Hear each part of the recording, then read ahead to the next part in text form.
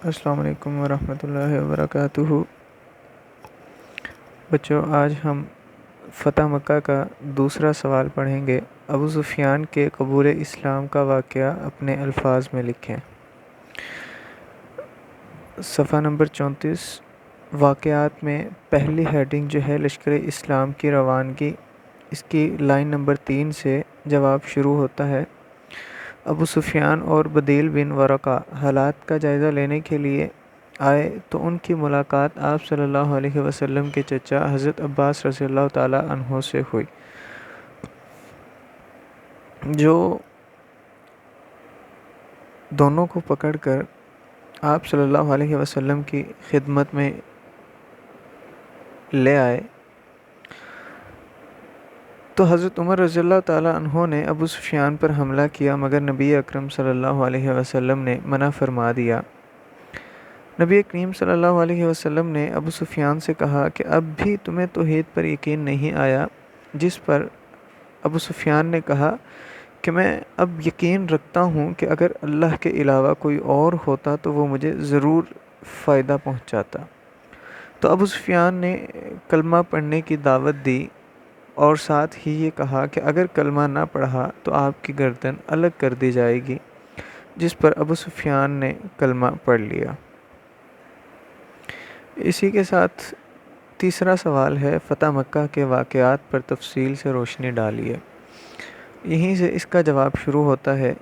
Number 1، لشکر اسلام کی روانگی، اس میں وہی ابو سفیان کے قبول اسلام کا واقعہ، اسی طرح کفار مکہ کے لیے امان کا اعلان۔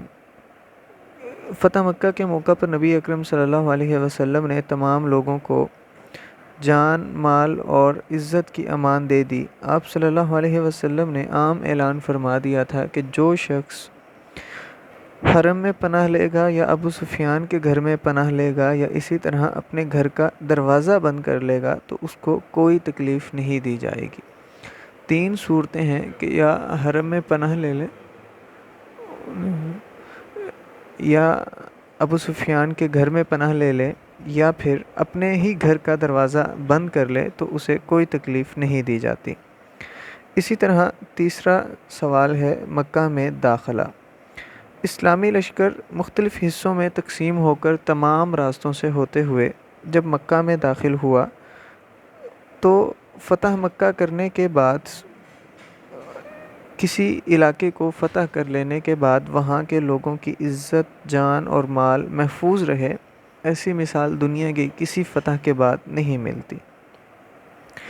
اسی طرح کعبہ کو بتوں سے پاک کرنا، جب نبی اکرم صلی اللہ علیہ وسلم کعبہ میں داخل ہوئے تو تمام بت توڑ کر اللہ تعالیٰ کے اس گھر کو بتوں سے پاک کر کے دوبارہ سے اللہ تعالیٰ کا گھر بنا دیا۔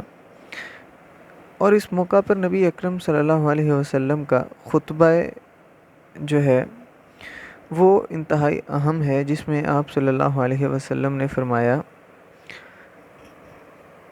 اللہ کے سوا کوئی معبود نہیں، اس کا کوئی شریک نہیں، اس نے اپنا وعدہ سچا کر دکھایا، اس نے اپنے عاجز بندے کی مدد کی اور تمام جتھوں کو تنہا کر دیا، مراد تمام گروہوں کو تنہا کر دیا۔ لہٰذا جان لو کہ آج تمام گھمنڈ اور جان و مال کے وعدے میرے ان قدموں کے نیچے ہیں۔ گھمنڈ مراد غرور ہے کہ اے قوم قریش، اب جاہلیت کا غرور اور نسب کا فخر خدا نے مٹا دیا۔ تمام انسان آدم کی نسل سے ہیں اور آدم مٹی سے بنے تھے، لہٰذا لوگ جو ہیں وہ 2 قسم کے ہیں، ایک وہ جو نیک ہیں اور پاک ہیں اور اللہ تعالیٰ کی نگاہ میں معزز ہیں، دوسرے وہ جو بدکار و بدبخت ہیں اور اللہ کی نگاہ میں ذلیل ہیں۔ تو پھر رسول اللہ صلی اللہ علیہ وسلم اہل قریش سے مخاطب ہو کر فرمایا، تمہیں معلوم ہے کہ میں تم سے کیا سلوک کرنے والا ہوں؟ یہ سن کر کفار نے لجاجت سے کہا، مراد ایک امید سے کہا کہ آپ صلی اللہ علیہ وسلم شریف بھائی اور شریف بھتیجے ہیں۔ رحمت للعالمین نے نظر اٹھائی اور کہا کہ آج تم پر کوئی الزام نہیں، لہذا تم سب آج آزاد ہو۔ تو یہ رویہ اور یہ اخلاق اور یہ حسن سلوک دیکھ کر قریش اور ارد گرد کے بہت سے قبائل جو ہیں وہ مسلمان ہو گئے۔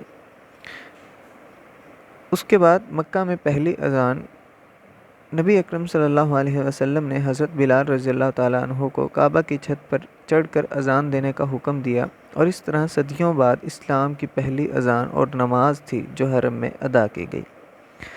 تبلیغ اسلام کے سلسلہ میں حضرت محمد صلی اللہ علیہ وسلم نے مکہ میں 15 دن قیام فرمایا۔ اس دوران بے شمار لوگوں نے آپ صلی اللہ علیہ وسلم کے ہاتھوں پر اسلام قبول کیا، اور اس کے بعد آپ صلی اللہ علیہ وسلم نے معاذ بن جبل رضی اللہ تعالیٰ عنہ کو مکہ میں 9 مسلموں کی تعلیم و تربیت کے لیے مقرر کیا، اور ایک نوجوان عتاب بن اسید رضی اللہ تعالیٰ عنہ کو گورنر مقرر کر کے واپس مدینہ آ گئے۔